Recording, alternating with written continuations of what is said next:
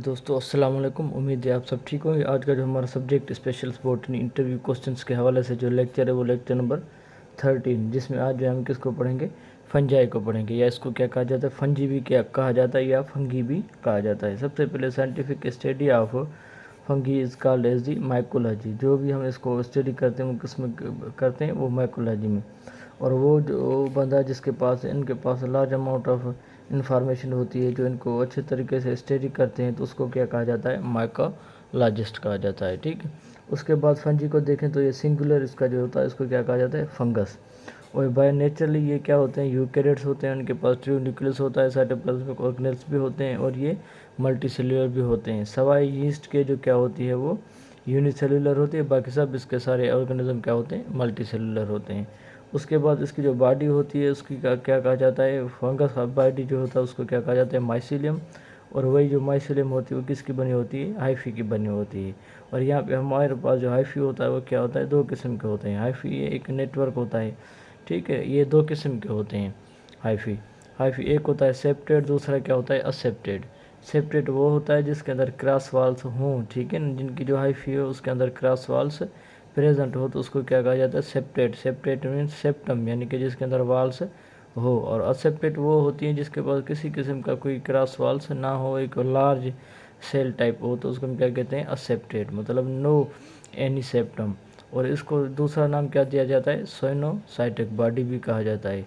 और सेप्टेड पे ऊपर सेप्टेड पे ऊपर आ जाए तो इसको क्या कहा जाता है, अगर आप सेप्टेड को देखें तो इसमें एक ही सिंगल सेल वाली कंडीशन भी होती है, डबल सेल वाली कंडीशन भी होती है, मतलब यूनिन्यूक्लियेट भी होता है, कभी कभार ये बाई न्यूक्लिएटेड भी होता है। तो इनके यहाँ हाइफी दो किस्म की होती है, अपना नेटवर्क बढ़ाती रहती है, तो इसको हम क्या कहते हैं, फंजी का कहते हैं। ठीक है। और फंजाई को अगर आप देखें तो ये they are found aquatic, terrestrial and parasite on plants and animals. ये प्लांट्स पे, एनिमल्स पे एज ए पैरासाइट भी मिलते हैं, डिकम्पोजर्स भी मिलते हैं। इसको आगे हम न्यूट्रिशन में भी पढ़ेंगे।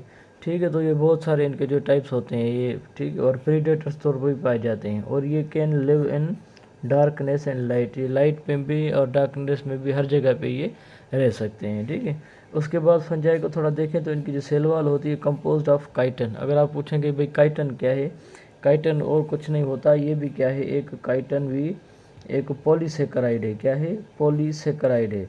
फिर सिर्फ इसमें क्या होता है, इसमें जो है एक एन एसिटाइल ग्लूकोज अमाइन जो होता है वो एन एसिटाइल ग्लूकोज अमाइन जो होता है वो फंक्शनल ग्रुप ज़्यादा होने की वजह से, और ये मोर क्या होती है, स्ट्रांग होती है। और ये एब्जॉर्प्टर हेटरोट्रॉफ्स हैं, ये हमारी तरह इंजेस्टिव नहीं है।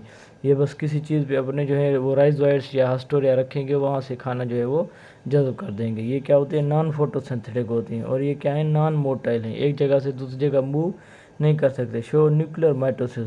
और न्यूक्लियर माइटोसिस ऐसी माइटोसिस होती है जिसमें न्यूक्लिया जो होता है वो डिवाइड भी हो जाता है, और उसमें जो है न्यूक्लियर मेम्ब्रेन उसकी जो है वो रप्चर नहीं होती, सेंटर मतलब स्पेंडल फाइबर्स भी बन जाते हैं। उसके बाद जो इसका डीएनए होता है वो सब ऑर्गेनिज्म से क्या है, डिफर थे, यानी कि ये कोई प्लांट्स और एनिमल्स में नहीं आता, एक इसकी अपनी पहचान है। उसके बाद दे आर नाइदर प्लांट्स नार एनिमल्स, ना ये प्लांट्स हैं ना ही एनिमल्स हैं, इनकी एक अपनी पहचान है। इनका जो फूड स्टोरेज होता है ऑयल, लिपिड या ग्लाइकोजन की हालत में ये क्या करते हैं, फूड को स्टोर करते हैं। और obtain food direct from environment, ये डायरेक्ट जो होती हैं वो इन्वायरमेंट से फूड ऑब्टेन करते हैं। एंजाइम्स जो है वो रिलीज़ करते हैं और वो उसको डाइजेस्ट करके इनको एनर्जी प्रोवाइड करते हैं। उसके बाद हम आ जाते हैं न्यूट्रिशन एंड फंजाई पे। तो न्यूट्रिशन एंड फंजाई की जब हम बात करते हैं तो इसमें क्या है, सबसे पहले सेप्रोट्रॉफ्स हैं। सेप्रो मीन्स डेड, ये जो होते हैं depends upon dead organism, dead organisms पे, यानी कि अपने एंजाइम सीक्रेट करते हैं और उनको मेटाबोलाइज करते हैं, और फिर वहाँ से ये खाना एब्जॉर्ब कर लेते हैं एनर्जाइज हासिल करने के लिए। इनके पास स्ट्रांग एंजाइम्स होते हैं। उसके बाद क्या है, ये बेस्ट डिकम्पोजर्स होते हैं, जो भी चीज़ होगी उनको क्या करेंगे, डिकम्पोज करेंगे, फिर उनसे क्या करेंगे, खाना जो है अपना या एनर्जी जो है क्या करेंगे, हासिल करेंगे। और उसको क्या कहा जाता है, फिर प्रिंसिपल डिकम्पोजर्स ऑफ सेल्यूलोज और लिग्निन, ये सेल्यूलोज और लिग्निन को भी क्या कर देती हैं, वो डिकम्पोज कर देती हैं, तो इसको क्या कहा जाता है, डिकम्पोजर्स। उसके बाद हमारे पास क्या है, पैरासाइट। और पैरासाइट क्या होते हैं, absorb food directly from the living host cytoplasm with the help of special hyphal called haustoria. तो ये किसी भी सरफेस पे, किसी भी ऑर्गेनिज्म पे अपना हस्टोरिया यानी कि लगा कर वहाँ से क्या करते हैं, वो खाना जो है वो ऑब्जर्व करते हैं। तो इसमें होस्ट और गेस्ट का क्या होता है, वो रिलेशनशिप होता है। और इसको अगर आप देखें पैरासाइट को, तो इसके दो टाइप हैं, एक ऑब्लिगेट और फैकल्टेटिव। ऑब्लिगेट पैरासाइट जो क्या होता है, वो कम्प्लीटली ये यानी कि अपने क्या करता है, होस्ट पे डिपेंड करता है, खुद जो खाना जो है वो करेगा ही नहीं, कुछ तो हासिल करेगा ही नहीं।